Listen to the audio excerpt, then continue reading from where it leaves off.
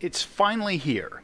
The AJ-37 ground attack Viggen has been added to War Thunder. Let's dive in and take a look.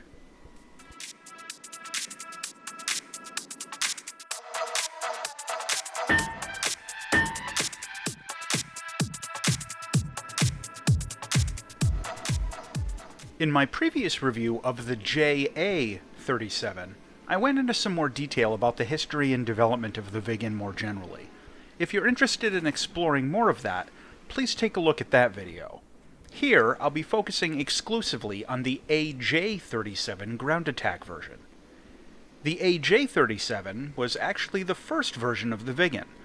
Some of them were eventually upgraded to the AJS-37 standard in the 1990s, but what we have in the game appears to be the original AJ-37 model from the early 1970s. When originally deployed, the ground attack Viggen had performance so far beyond the planes it was replacing, entirely new tactics had to be developed to use it effectively, and it was even equipped with an anti-ship cruise missile. A technical gripe, though. The AJ-37 we get in the game doesn't seem to match the weapon load of the real-life AJ-37. Not even considering that anti-ship missiles aren't implemented, the real-life AJ-37 had 6 or 7 weapon pylons depending on a few factors in the manufacturing batch. In War Thunder, we only had 4, which presents some serious limitations I'll be discussing shortly. The real AJ-37 was also able to carry the AIM-4 Falcon missile, which is not represented in the game yet, as well as some other stores for a total weapon load of 7,000 kilograms of ordnance. The AJ-37 we have in the game ends up a bit shortchanged. The weapon system itself remains highly advanced with the PS-37A radar set. This radar set gives you a very functional pulse Doppler mode, narrow-angle BVR options, multiple range presets, and an ACM boresight mode. You may be thinking that since the AJ-37 is a ground attack plane, that having a good radar set isn't a huge asset, but we'll get to that. And since this is a ground attack variant, you also get the full ballistics computer for all of its weapons. For weapon loadouts, the AJ-37 gets a healthy quantity of configuration presets with various options for pods, bombs, and missiles. However, because it got shortchanged on the quantity of pylons, you have to make some very difficult decisions. In short, with most of the loadouts, you're going to be forced to choose between gun pods or countermeasures. For missiles, your first choice is the RB-24. Not a great weapon, but it's something. And you eventually graduate to the RB-24J, which is a significant upgrade and gives the AJ-37 a credible air-to-air weapon. For ground attack, in addition to bombs and unguided rockets, you can take the RB-05A manual command air-to-ground missile. This one is difficult to use, but has an enormous warhead. Your top-end air-to-ground weapon is going to be the RB-75 TV-guided missile. This is basically just a Maverick, and it's highly effective for close air support. It can track moving targets and has no problem taking out almost every tank down there. With all the loadouts, if you go with the missiles, your weapon count is limited to 2 of whichever one you pick, leaving you to fill the outer pylons with gun pads or countermeasures. This means, if you take the countermeasures, you get 2 shots, just 2 shots in total, and then your T-44 flying back to base. In terms of flight performance, the AJ-37 is every bit as crazy as its fighter variant. The defining characteristic is raw engine power, with the AJ-37 able to punch through Mach 1 very easily even with a weapon load, an incredible climb rate, amazing acceleration, and a generous top-end redline. Add to this, the plane is fully aerobatic, and you can outturn most of your potential opposition. You don't get combat flaps, but you'd rarely need them anyway, and you can bleed off speed a little bit easier than you might think while pulling all those sustained 11G turns, because you can absolutely pull sustained 11G turns like it was nothing. But that isn't really the problem. The main advantage of the AJ-37 is, of course, its crazy engine power. The main disadvantage is that engine is crazy thirsty. if you take a low fuel load by accident, you're going to find yourself at bingo fuel pretty quickly. And I'll confess that I actually ran out of gas several times while getting the footage for this review and trying out the plane in different mission profiles. Speaking of mission profiles, you've got some decisions to make.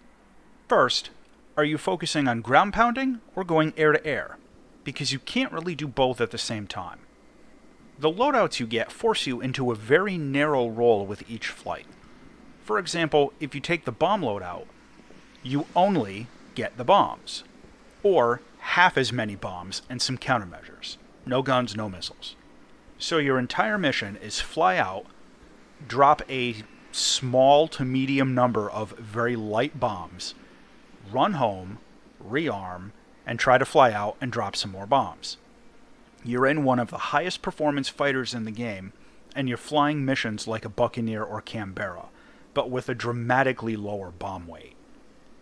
The loadouts of air-to-surface missiles are all but useless in air battles, but I think it's pretty obvious, those are intended for flying close air support for ground RB. Your other option is going air-to-air, and let's talk about that for a moment. With an air-to-air loadout, the AJ-37 gets an air spawn, 2 credible missiles, a very good pulse Doppler radar set, and either gun pods or countermeasures. If you take the countermeasures, you have 2 missile shots. Not always 2 kills, but 2 shots before you have to run home. But if you take the gun pods, you get the missile shots and some close-in gunfighting potential. With the air spawn and the absolutely insane engine performance, you can put yourself into position to intercept enemy ground attackers before they get to their targets. The AJ-37 has the performance, the weapon system, and the air spawn to be a serious bully, to the point where I kind of felt guilty burning in on Su-17s and stuff, who had almost no defense against the interception. Really, it's almost cruel. Given that this plane is currently at BR 10.3, it can get down-tiered into a handful of aircraft that honestly have pretty much no realistic way to stop the Viggen in air combat. And the ability of this plane to just go seal clubbing is only balanced by the very limited weapon load of 2 missile shots and maybe some guns. Speaking of limited weapon load, you're going to find yourself going back and returning the AJ-37 to base to land and rearm almost every match. Even if you go bomb a strategic base, you have the flight performance to drop your bombs and get home before anyone can catch you, almost every time. The good news is, landing is pretty easy. The biggest thing to adjust to is the thrust reverser. After you land, hit your thrust reverser, and there's a keybind for it, then blast your afterburner to full power, assuming you're not out of gas, and then you kill your throttle for brakes at the very last moment. Visually, the AJ-37 is just as excellent as its fighter version. The cockpit is amazing, the 3D model is incredibly detailed, and the plane just looks cool. The only gripe is that you don't really have any custom skins or anything yet, but maybe we'll get some later. The cockpit has a live updated tactical map, which I always love, a useful HUD, and a really good external view. It felt very comfortable with the VR headset and was an absolute joy to fly. To close up with the Saab AJ-37 Viggen, this plane oozes raw power, can fly ground attack or anti-air missions, has huge potential for close air support, and amazing maneuverability. However, the weapon load is incredibly light and will force you into some really difficult choices. Also, the engine guzzles fuel like it was free.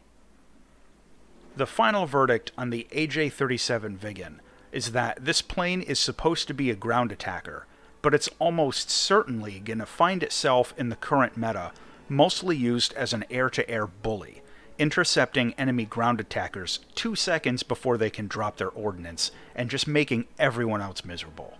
Expect this one to get bumped up in BR before too long. As always, thanks for watching.